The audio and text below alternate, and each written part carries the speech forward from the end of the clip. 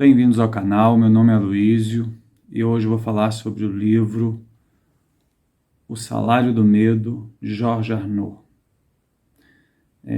Esse é um livro da editora Abril, de uma coleção chamada Grandes Sucessos.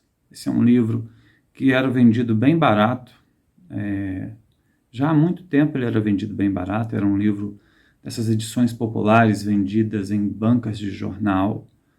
Essa edição aqui é da década de 80, mas se vocês procurarem em sebos, vocês vão achar esse livro bem barato mesmo.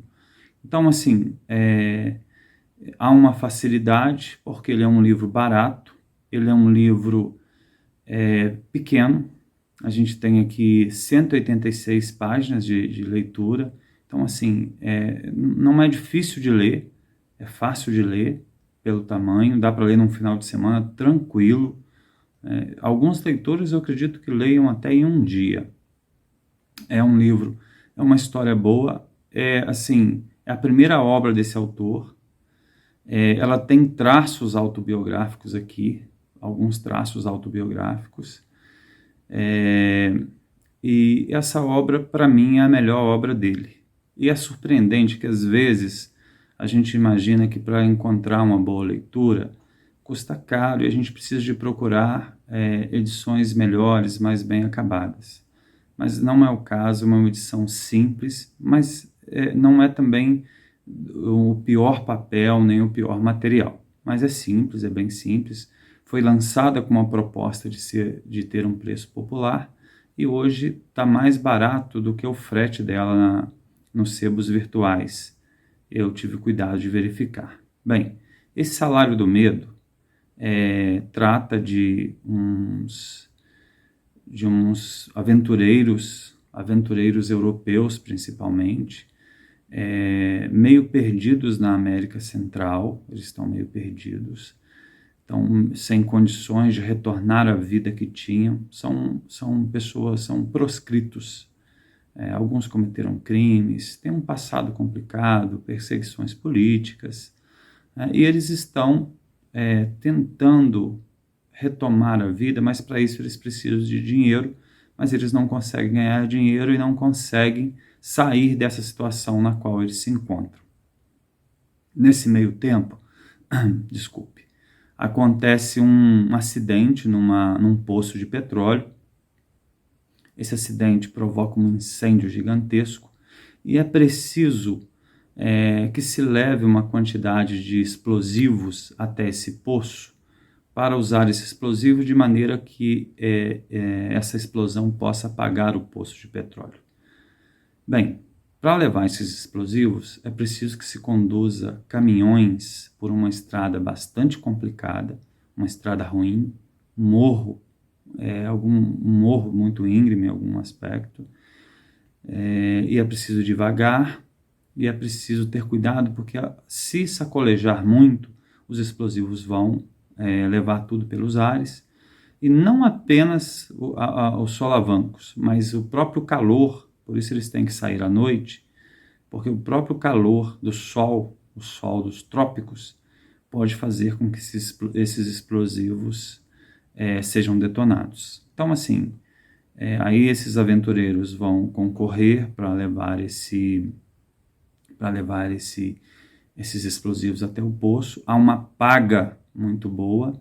A chance de receber esse dinheiro, ela é grande até, mas ela é muito arriscada, só que significa sair dessa condição de marginal para retomar uma vida que eles desejam muito retomar, principalmente na Europa ou nos Estados Unidos, aqui no caso. Então, eles precisam do dinheiro para isso. Bem, como é que eu vou dizer para vocês? Até aí as coisas funcionam razoavelmente bem, né? Eles se candidatam para esse trabalho, né? Há uma descrição aqui da relação entre essas companhias multinacionais e os problemas do terceiro mundo, a pobreza, a miséria, o desamparo dessas pessoas no terceiro mundo, a corrupção dos governos, porque não há aqui apenas a exploração por parte da multinacional. Muitas vezes, apesar dela ter esse aspecto explorador, ela acaba pagando uma boa quantia, mas governos locais se apropriam desse dinheiro, né, e levam uma vida muito boa, levam uma vida de nababos, e a população sofre duplamente a exploração, a degradação do ambiente na qual elas vivem e sofrem essa exploração brutal. Além disso, o abandono por parte de governos corruptos, e governos corruptos que às vezes vão endossar um discurso, vão articular um discurso contra a exploração, fingindo que eles próprios não fazem parte dessa exploração.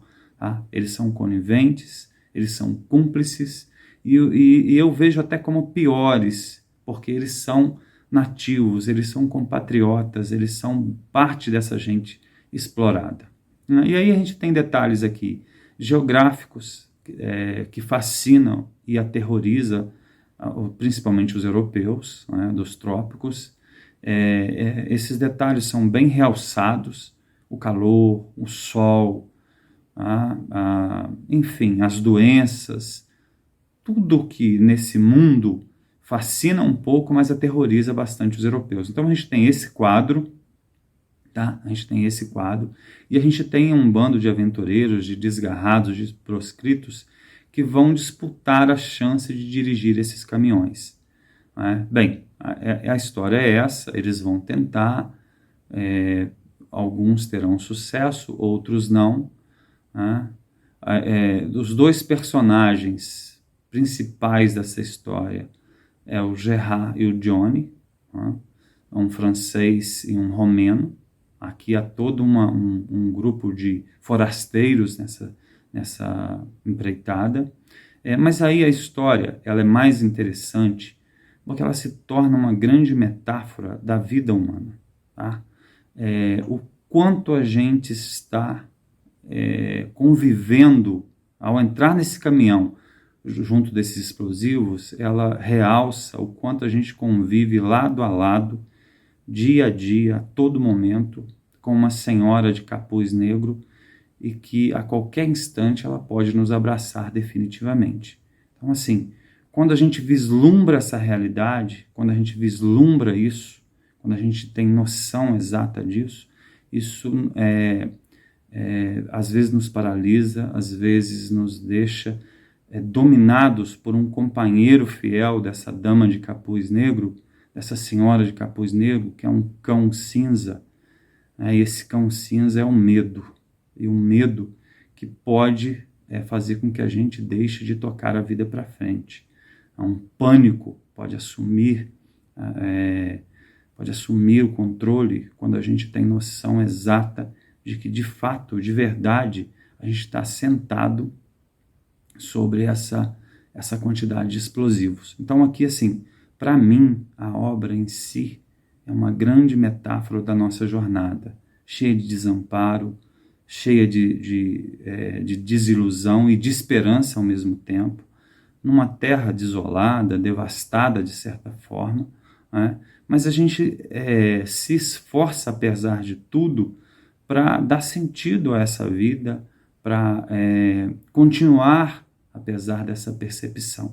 Né? Então, assim, essa senhora fiel, essa senhora de capuz negro, ela é ameaçadora, ela nos observa com uma certa indiferença, mas esse cão cinzento, esse medo, o medo propriamente, eu acredito que às vezes ele pode adquirir uma feição pior do que a dessa senhora, porque ele imobiliza as pessoas, e aqui o autor vai mostrando isso, né? E ao cabo, né, ao final e ao cabo disso tudo, eu acredito que, na verdade, nós temos aqui para o autor uma tríade, que é a morte, o medo e o dinheiro. A mistura desses três elementos extremamente poderosos na vida do homem faz com que ele faz com que ele, às vezes, execute uma dança não exatamente feliz, né? Enfim, a gente vai acompanhar esses homens no volante de um caminhão, tá? Esses homens, a saga aqui, a epopeia aqui é o volante de um caminhão, mas que representa toda a jornada da humanidade, e essa humanidade que às vezes vislumbra exatamente onde ela está e o que vai acontecer com ela. E aí cada homem reage de um jeito, cada homem reage de uma maneira. E nem sempre há uma exata coerência nessas reações. Acontecem mudanças bruscas aqui. Então, assim, para mim é um livro bastante poderoso, é uma história bastante intensa, é uma história que a gente lê praticamente de uma vez só. É uma leitura agradável. Tem um porém, tem um senão aqui, que é o fato dela não ser dividida em capítulos. São 186 páginas para se ler praticamente direto. Tá?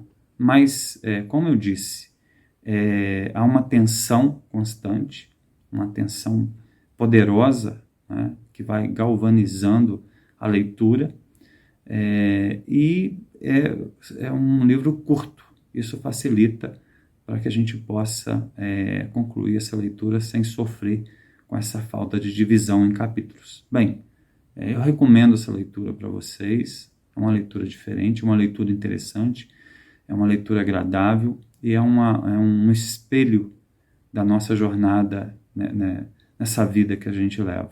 Tá? Bem, um abraço a todos e até o próximo vídeo.